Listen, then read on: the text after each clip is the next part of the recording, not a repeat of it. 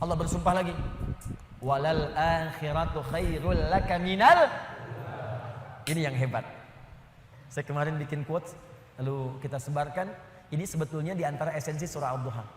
Kata Allah, Muhammad, saya bersumpah kepadamu, yakinkan pada jiwamu, nanti saat kamu ke akhirat, suasananya akan lebih enak dibandingkan dengan sekarang.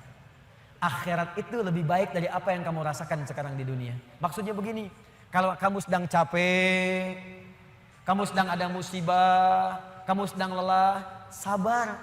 Nanti kalau sudah pulang, semuanya akan hilang. Memang dunia itu tempat capek, karena memang tempat beramal.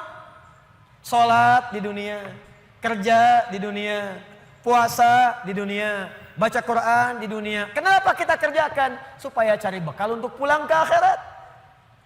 Nanti kata Allah kalau sudah pulang semuanya akan hilang. Jadi tenang aja teman-teman. Capek cuma sebentar. Ya, capek cuma sebentar. Lelah, gak apa-apa. Namanya juga dunia. Dunia itu memang tempat capek. Kalau nggak mau capek ya pulang. Dunia itu tempat capek. Dan kita memilih untuk hidup. Maka jalani itu, nikmati saja, kerjakan aja. Setiap kerja ada pahala, setiap kerja ada pahala, setiap sholat pahala, baca Quran pahala, niat mencari nafkah karena Allah pahala, merawat anak pahala, memberikan ASI pahala. Gak apa-apa, memang capek. Memang ya dunia sifatnya capek. Tobakan an tobak, setiap tahapan tuh capek lagi, biasa. Supaya dapat bekal. Bukankah orang kerja dapat gaji? Dan enak kan kalau gajian? Dan kalau sudah dapat gaji, lupa kan 29 hari ke belakang? Anda itu bekerja, kerja, berangkat gelap, pulang gelap. Tapi kalau sudah dapat gaji, semua itu kan hilang lupanya. Pergi ke Lembang, ya, jalan sama keluarga. Ada yang ke Palembang, beli pempek. Ada yang ke Lembang, beli mak Lembang. Ada. Semuanya kayaknya hilang aja. Besoknya kerja lagi. Kata Allah, saya janjikan yang lebih dahsyat. Kamu sabar saat di dunia, karena dunia memang tempatnya capek. Kamu cari bekal aja, nanti saat pulang ke akhirat, saya berikan yang lebih indah dan gak akan pernah ada capek lagi. Sholat, udah gak ada lagi. Jadi jangan pernah bercita-cita, nanti di surga Firdaus saya tahajud lagi. Terlampau soleh. Udah gak ada. Baca Quran, gak ada lagi. Yang ada itu masuk surga dengan Qurannya. At-Tirmidzi, nomor hadis 2915. Dipakaikan di atasnya mahkota, dipakaikan di badannya jubah kehormatan, dipakaikan di tangannya gelang-gelang emas, pakaiannya sutra. Quran surah ke-35 ayat ke-33. Jannatu adnin yadkhulunaha yuhallawna fiha min asawir, ya, min dhahabin wa lu'lu'a wa libasuhum fiha harir. Ahli Quran mau masuk ke surga pakai jubah, pakai mahkota, emas, sutra, semua naik. Apa yang terjadi? Dimintakan membaca Quran yang dia biasa bacakan saat di dunia. Jadi setiap dia baca, naik. Iqra wartaqi fa inna akhira qiraatika akhiru manzilatika. Baca Quran yang biasa engkau bacakan saat di dunia. Nanti akhir bacaanmu, di situ tempat tinggalmu di surga. Dan berita baiknya, dia bisa menggandeng bapaknya, ibunya, suaminya, istrinya, anak-anak, cucu ikut di belakang semua. Kalau mereka orang yang beriman dan soleh di hadapan Allah Subhanahu wa taala. Dipimpin oleh ahli Quran, naik ke surga. Dia bacakan sampai minal jinnati wan nas, puncak surga yang paling tinggi. Begitu nyampe di situ, dikunjungi oleh semua malaikat dari 8 pintu surga.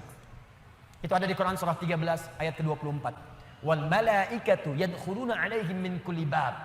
Dan malaikat semua mengunjungi dia dari semua pintu, mengucapkan salam. Lihat kalimat pertamanya, salamun alaikum bima sabartum. Selamat ya, saat di dunia kamu sabar cari bekal. Sabar capek. Sabar mengeja huruf tadi Iqra. Sabar menghafal. Sampai ada yang mencela. Sabar. Orang lain ngejar dunia, Anda ngejar akhirat. Sabar. Orang lain cari ini, luaskan rumah, tambah mobil, tambah kendaraan. Meninggal, gak dibawa. Anda sabar. Masya Allah. Orang akhirat. Saya ngelihat ada ahli Quran tuh. Seringkali saya berhadapan dengan ahli Quran tuh dari daerah-daerah, seringkali menangis. Ada yang datang pengen setoran.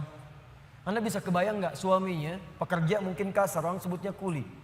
Istrinya ngambilin kayu bakar, kadang ke sawah. Anaknya bahkan ada yang masih kemudian kecil-kecil. Tapi kalau Anda berkunjung ke rumahnya, semua makanan dihidangkan yang mampu dia suguhkan. Lalu keluar kalimat, alhamdulillah, Abi kalau bekerja dapat uang banyak sekali. 500.000, sebulan 500.000, banyak sekali. Syukur. Ternyata perempuan itu sudah punya sanad hafalan Quran 7 qiraat. Lelakinya hafal Quran, anaknya hafidz semua. Anaknya penghafal Quran semua. Anda ada di mana? Itu perlombaan, sabar, naik sampai ke atas. Jadi kalau sekarang sedang capek, nikmati, sabar. Besok kalau meninggal, nggak ada capek lagi. Dan panggilannya sudah tenang kita, karena kerja kita selesai. Mirip begini, ada berita besok gajian, tenang kan? Malam tidur enak kan? Orang yang punya bekal itu, dia sabar itu, nanti di akhir sakaratul mautnya, dia tampakkan semua hasil pekerjaannya, sampai hatinya merasa tenang. Jadi nggak terasa, tidur aja.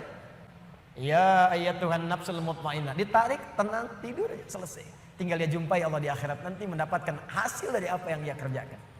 Makanya kata Allah, kalau sedang sholat terasa capek, apa jawabannya? Sabar ya, walal akhiratu khairul laka minal ula. Nanti di akhirat nggak ada tahajud lagi.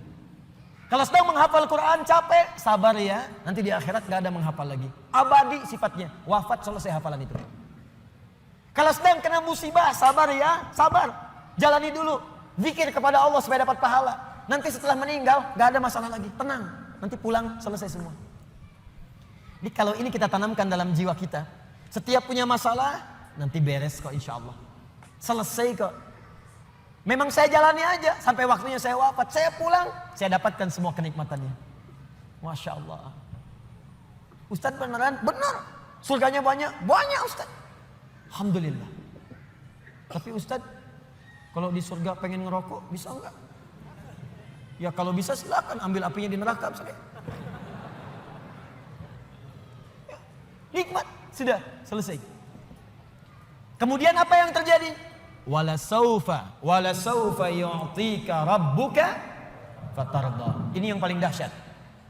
Nanti di akhirat kata Allah, kalau kamu sabar saat di dunia sekarang, Bu, Pak, sabar tahajud, sabar merawat anak, sabar sekolahkan mereka ke pesantren, sabar talaki Al-Quran, sabar berjamaah ke masjid.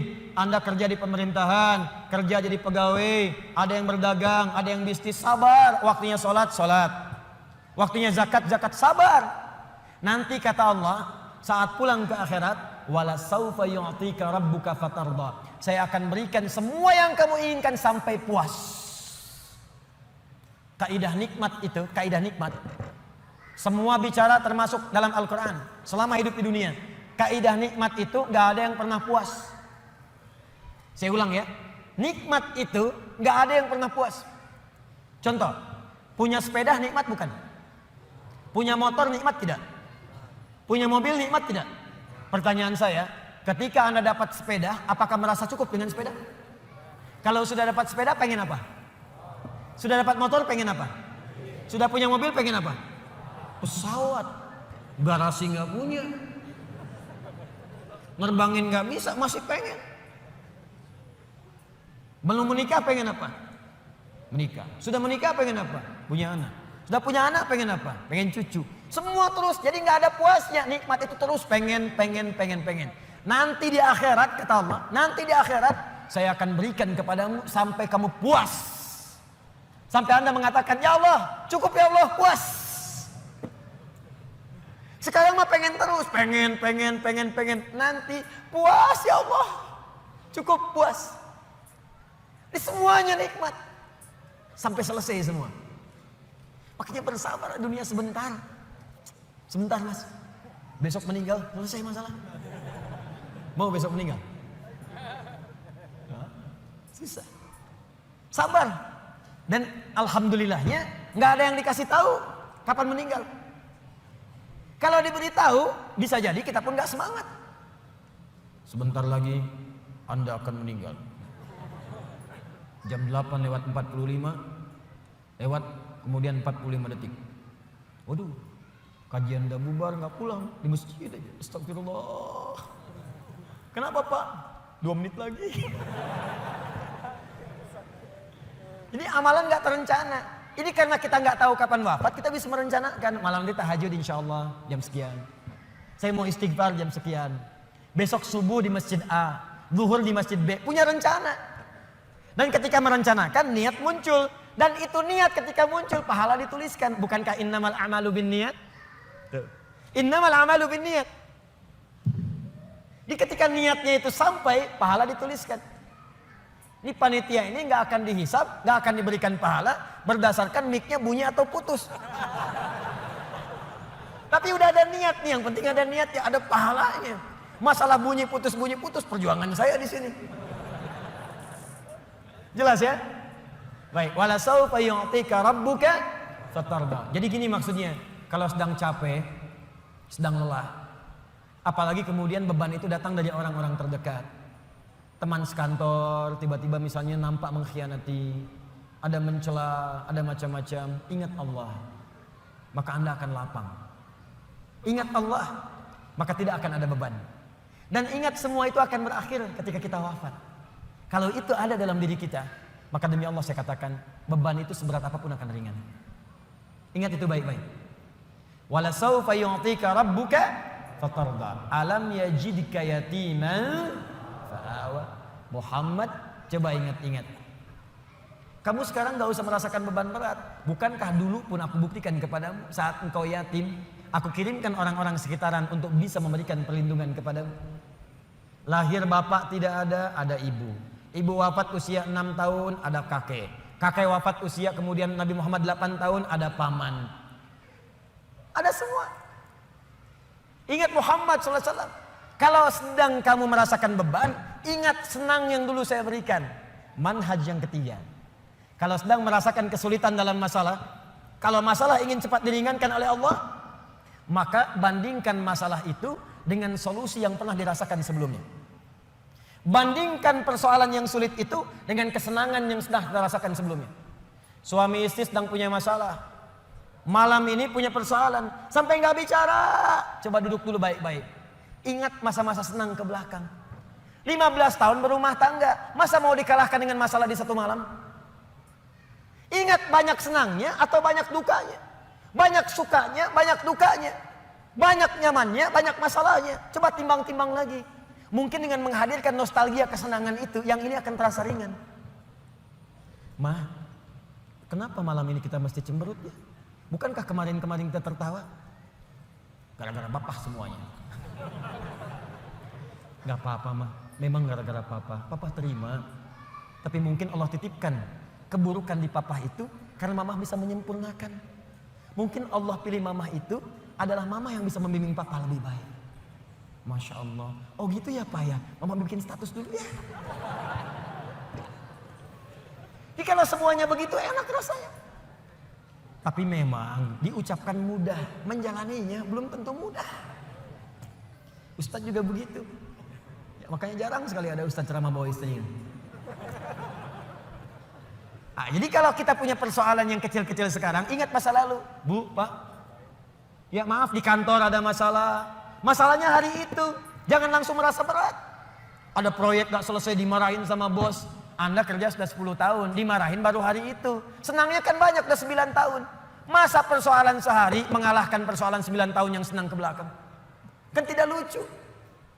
Anda gagal satu ujian, 9 mata kuliah lulus semua. Masa harus meratapi diri pada yang satu itu? Selesaikan. Mungkin di situ Allah ingin berikan anugerah supaya Anda paham lebih dalam. Mungkin disitulah kepakaran Anda supaya belajar lebih dalam lagi. Diangkat kemudian karena pakar itu, di masalah itu. Saya dulu itu setiap menghadapi pelajaran-pelajaran bahasa, apalagi balaghah, macam-macam dan sebagainya itu. Di situ perasaan awal pertama sulit saya hadapi. Begitu dihadapi rupanya Allah menginginkan kita lebih fokus pada masalah itu. Seakan awalnya susah, ternyata ada nikmat di balik itu. Itulah poinnya teman-teman sekalian. Jadi kalau Anda sedang merasakan kesulitan, ingat masa-masa lalu saat Allah memberikan banyak nikmat dalam kehidupan kita. Jelas sampai di sini?